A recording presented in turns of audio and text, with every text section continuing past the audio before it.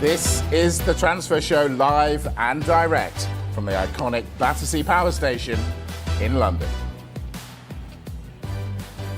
Yes, hi, great to have you on board. Yep, we're less than a week now from the deadline, which means there's a scramble on for some and egg on the faces for others. That is why we love the transfer window, to make sense of it all for us, Dharmesh Sheth and Kaveh Solokol. Coming up, key developments in Manchester United's pursuit of Patrick Dorgu. Paul Pogba has caused a stir on social media. We get the latest on his search for a new club. And John Duran could leave before Monday's deadline. We have the very latest on the Aston Villa striker.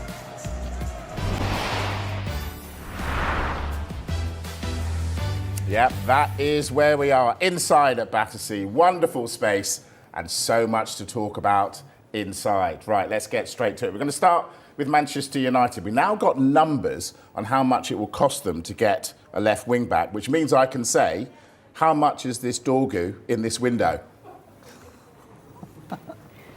Goodness me. I gave him that before the show. You did? He's claimed it. There was no laughter in here at all. So it's look, Patrick Dorgu, this one looks like it's getting really, really close now. United close to finalising a deal with Lecce to sign Patrick Dorgu. Many of the aspects of the deal, we're told, in the region of £30 million. I'm told it could actually come to less than £30 million. Many of the aspects of that deal have been agreed in principle. Positive talks have been continuing last week and today and yesterday. And it's just on the structure of that deal now, because before we were of the understanding it was around just under £30 million that had been rejected. But remember, when clubs do negotiate with each other, sometimes the total price can stay the same, but the actual structure of that deal can differ. So that's what United and Lecce have been discussing. Dorgu, we do know, wants to join Manchester United. He wants to go to Old Trafford and play under Ruben Amorim. Personal terms, not expected to be a problem. It's starting to look like when and not if Dorgu is going to become a Manchester United player. Kaveh. Well, I think we have to wait and see how good Patrick Dorgu is. I think the jury is out on some of the signings United have made from the Italian league. They bought players from Bologna, Atalanta. Now they're signing somebody from Lecce. Having said that, this guy, if he arrives, he will come with a very, very good reputation. I think he was the Danish Player of the Year or the Danish Young Player of the Year a couple of years ago. He is an emerging talent, and he is somebody who plays in a position that United need to strengthen. Well, he's played in all sorts of positions. He's played everywhere. Well, he can predominantly play as a left wing back, which is the first area that Ruben Amorim wants to address. United have had all sorts of problems in that position, especially with injuries. And obviously Ruben Amorim has said, this is an area I need strengthening ASAP. We know the financial situation at United. If players are going to come in, players are going to have to leave. And I think at the moment there are big question marks over the future of Alejandro Garnacho. I think United want around £60 million for him. Maybe as we get closer to the deadline, they may be willing to accept something like 50 million for him. Our colleagues at Sky in Italy today saying that Napoli have resumed talks to try and sign him. And I think if the price is right, United will let him go. I think one thing that could be crucial in this deal potentially happening is the role played by Antonio Conte. You know Antonio Conte, what kind of manager he is, the kind of pressure that he puts on the people above him to strengthen his squad. And I think Napoli have raised a lot of money from outgoings this window. He's putting pressure on the president of Napoli, saying, I want Alejandro Garnacho. And I think, according to our colleagues at Sky Italy, that is looking more likely today because talks have resumed. So Garnacho could go. What about Casemiro? Is he on the way out? Well, I think he's another player that United, if we're being honest, would like him to move on because of his wages. You have to say that his move hasn't worked out from Real Madrid. He arrived for £70 million in the summer of 2022. He came with an incredible reputation because of everything he'd achieved at Real Madrid. But most neutral observers would say it looks like his best days are behind him. and he's on big money at United. Sky Italy saying that Roma have asked to be kept in the loop about developments regarding his future. They may potentially be looking for a defensive midfielder because Leandro Paredes could be moving to Boca Juniors. Yesterday, Carve was bullish about Marcus Rashford. He said he will get a new club before the deadline. Did I? Bullish. Bullish. Today, tell him why that's become a little bit less likely. It's not so much less likely because one of the clubs that have said that they're not interested in him, we actually weren't reporting it ourselves because there was a lot of rumours about Fenerbahce potentially interested in Marcus Rashford. But the Hull City owner, who happens to be the vice president at Fenerbahce, Akun Ilakali, he's actually on Sky Sports News this morning and he was answering questions about Rashford and these rumours and reports linking Fenerbahce with Rashford. He says, of course there were some rumours, but I can say very comfortably that we are not interested, but he is a good player. But make no mistake about it, we've only got 6 days left of this transfer window. Time is running out for Marcus Rashford to get a move in this transfer window. He continues to train, though, with Manchester United's first team squad. And look, I was at the game on Sunday when Ruben Amorim made all of those headlines after that 1-0 victory over Fulham. There was lots of talk about Garnacho, but we all know what he said about Marcus Rashford. He also was asked the question, what happens if Marcus Rashford is still at Manchester United when it gets to 11 o'clock on Monday, February the 3rd? He said he will be used, Marcus Rashford, at Manchester United, provided he shows the maximum in training and does the right things. So he's basically intimating that at the moment, he doesn't feel Marcus Rashford is showing the maximum in training and doing the right things. But he says that goes for every single player in the squad. Sure. So he says Rashford, as far as we know at the moment, no move. He wants Barcelona, but they've got their own financial issues to try and get enough salary space to be able to afford to bring Marcus Rashford into the club. Still confident he'll be gone by the end of the window? I'm not sure. I'm not sure I was bullish yesterday. You were bullish. No, yesterday I said that he still got 3.5 years left on his contract. So if he didn't get a move, United would have to carry on paying him his substantial wages. The point I would make today is, and I don't want to put Darmish on the spot, so I'm not going to ask him the question. No, go on. But no, I don't want to put him on the spot. But I'm just thinking, is there a chance that if Marcus Rashford is still a Manchester United player on deadline day, that a big Premier League club comes in for him on deadline day? I mean, look, anything is possible, but the issue that would United let him go to one of their that is a big question, but it also, are another Premier League club going to pay the full wages of Marcus Rashford? And would Manchester United be comfortable subsidising another Premier League club with these wages? What is Premier League clubs that can afford to do it, though, But if Amorim says, I'd rather have my 63-year-old goalkeeping coach on the bench than Marcus Rashford, surely you'd let him go. What is clear is Marcus Rashford has to play for the rest of this season. He hasn't featured in hardly any of Ruben Amorim's squads since December. I think he featured in one against Newcastle, and he didn't come off the bench. He was an unused substitute then. He hasn't featured in any of the squads since then because of what he was saying after the Fulham game, not showing maximum in training and questioning his lifestyle choices as well. But they need him to play. Ideal scenario, he goes away into a European club for the rest of the season on a straight loan. He plays brilliantly, he plays every week, he scores lots of goals, he comes back to Manchester United with increased market value. Failing that, there has to be some sort of reintegration process, you would think, with United to get him back into the first team squad, knocking on the door of the first team so he's playing again. Because if Ruben Amorim has decided, for example, I'm not putting words in his mouth, but if he has decided Marcus Rashford is not in his plans long term, he needs to play somewhere, be it at United or abroad, for the rest of this season. All right, yeah. I shall ask you again tomorrow. Paul Pogba caused a bit of a stir today, didn't he? In his Instagram post, he showed a picture of him with Ahmed Diallo saying, "You never know what can happen." Is he going back to United? I think he was teasing a little bit, but the information that I've got today is that his representatives have been approached by a number of clubs in Europe, in the Premier League, the MLS, in Saudi Arabia as well. However, his focus is simply on getting fit, and I think a decision on his next club is likely to be made closer to when he's available to play. Okay. So he's available to play in March. He can start training again now, but he's available to play in March. He had that 4-year ban for a positive drugs test, which was reduced to 18 months. And you mentioned about the social media posts. I think we can see it now.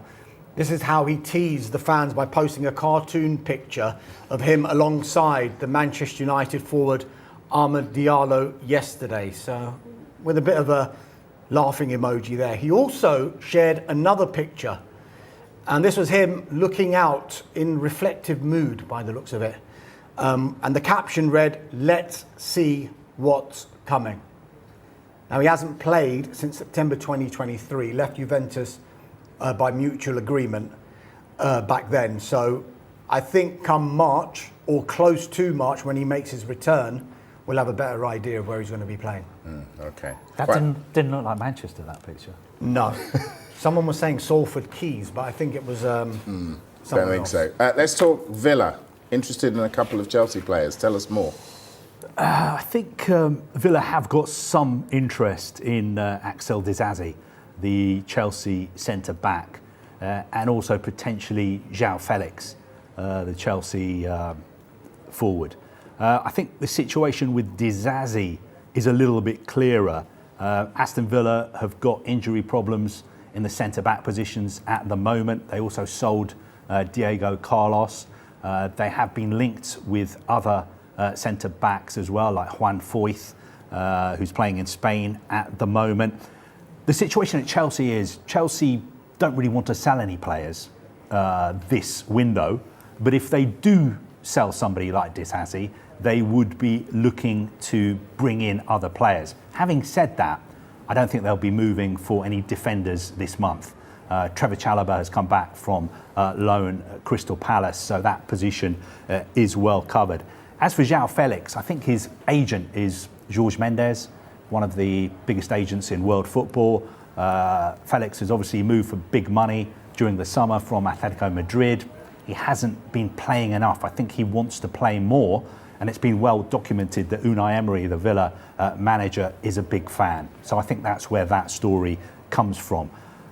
Staying at Aston Villa as well, the future of Jean Duran. Yeah. I've seen some more reports saying potentially is he a player who Chelsea could move for, because Chelsea could potentially be looking for an out-and-out number 9.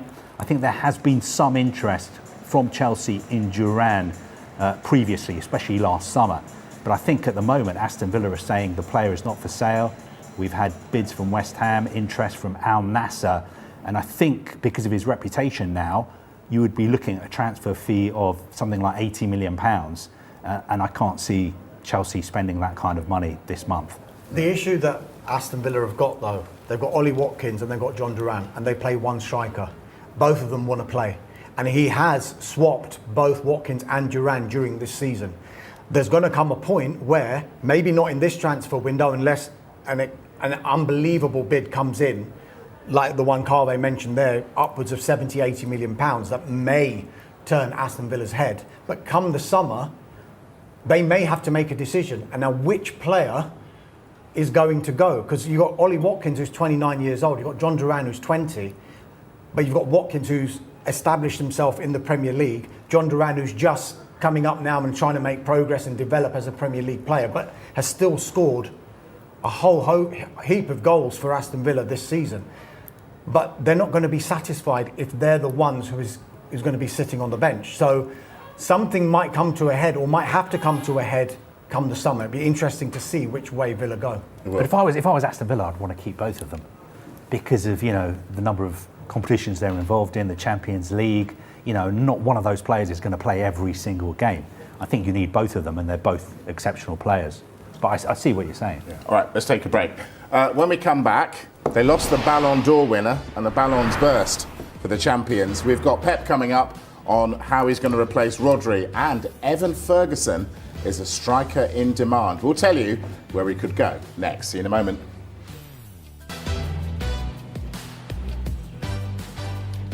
Now we're going to talk David Coote, who has taken full responsibility and apologised for his actions in his first interview after being sacked by the PGMOL. He's also revealed he'd hidden his sexuality for a number of years for fear of abuse as a gay man. The full interview is available on the Sun website and the Sun's YouTube channel. I think the first thing that I want to do is apologise to anybody who I've offended by my actions. I recognise that they fell well short of standards that are expected of a top-level referee, and I deeply regret saying what I said, and tell from the video I clearly wasn't sober. I deeply regret that I found myself in that position and making the comments that I made that aren't reflective of either my views, of any of the individuals concerned, or my wider views. Yes, we'll have more on that interview on SportsCentre at 5:30, right after us, and we'll discuss Coote's comments and the rise of abuse at referees at 6 o'clock right here on the Transfer Show. Race through a couple more names. Evan Ferguson, who's interested? This could be something that really develops in the next week, because yesterday we told you that Brighton were probably open to loan offers. Today we can tell you they're now open to permanent offers for Evan Ferguson. The likelihood is that if a club does come in for him, it would be a loan. We're told that Bayer Leverkusen appear to be the front runners now to try and sign Evan Ferguson from Brighton. West Ham United have made inquiries. You can see the link. Graham Potter managed him at Brighton, gave him his debut at Brighton. There are a few other Premier League clubs interested in Evan Ferguson as well. And an interesting one, which we should have put two and two together and know that this was going to be a link, is Marseille. Roberto De Zerbi, the manager there, managed him at Brighton as well. Definitely one to look out for in the next 6 days. 20 seconds. Neymar. Is he back in Brazil now? Well, we've just had an update from the Santos president, Marcelo Teixeira, and he's got a long statement on social media, but basically he says, "The moment has come, Neymar. The Santos nation awaits you with open arms." So I think he's on his way back. That's pretty unequivocal. All right, gentlemen, thank you very much for the moment. Dharmesh and Kaveh are back at 6. Right, we've got to talk Manchester City now. They lost Rodri. What does Pep think about replacing him? Here he is. Every position is important. They perform well, and of course, we have replaced this time already with the two players. They are not proper holding midfielders for many reasons. But we'll see in the future what they have to do. Financially, this club's always had the money in recent years from getting to Champions League quarter-finals, semi-finals, final. If you do go out, could that affect transfer budgets, things like that? I don't know. I didn't speak with my CEO about that. In the last years, say 5-6 years, in the Spain net have been amazing, this club. So in the club said, okay, the situation is the situation, we're going to deal with that. So we can spend, we spend, we cannot spend, we're going to spend. Been busy, Manchester City. Are they going to get a midfielder in before the deadline? I think there's a possibility. I'm not sure they're going to go all out to try and bring in a defensive midfielder. I know a lot of City fans, especially those who tend to be more vocal on social media, have been saying, why haven't we signed a replacement for Rodri? We've signed some really good players in other positions, but we need another defensive midfielder. I think one player that they have held talks about signing is Douglas Luiz. I'm not, by talks, I don't mean there's been like official negotiations, but I think there has been a level of interest in him.